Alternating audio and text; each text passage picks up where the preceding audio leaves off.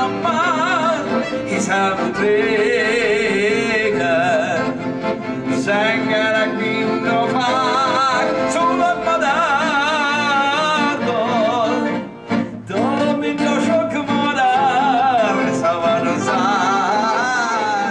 Szerelmetes gyermekeim, ezen a szent helyen éppen egy esztendeje történt, hogy Szent Lukás dicséretét zengtem néktek. Elmondtam mindent erről a nagy férfiúról, amit hallottam, és amit a Szentíratokban olvastam. Higgyétek el, azóta semmi újat nem cselekedett. A könyvek sem írnak róla többet, mint tavaly.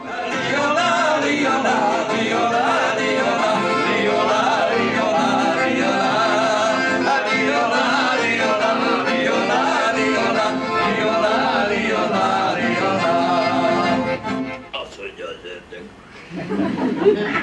Nézzem már csak, hogy legyezik magukat az eladó leányok. Neked meg lesz. Neked meg lesz.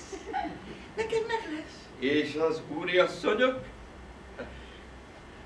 Nekem megvan. Nekem megvan. És a szegény özvegyasszonyok? Nekem megvan.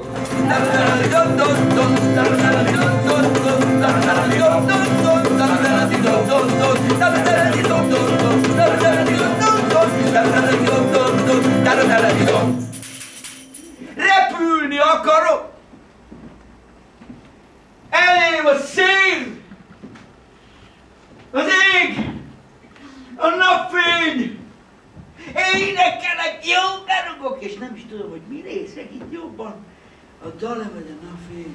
Az alkohol leszáll a tájra. Csillagos ösvény lett a párna. Álomban ring a rét virága.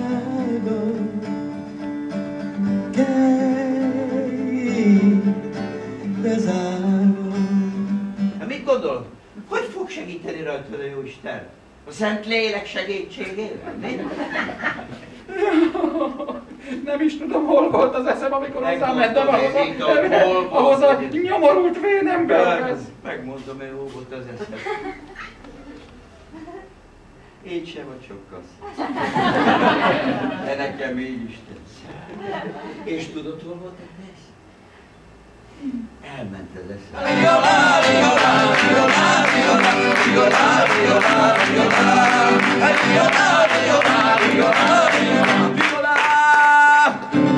Liola, liola, liola, liola.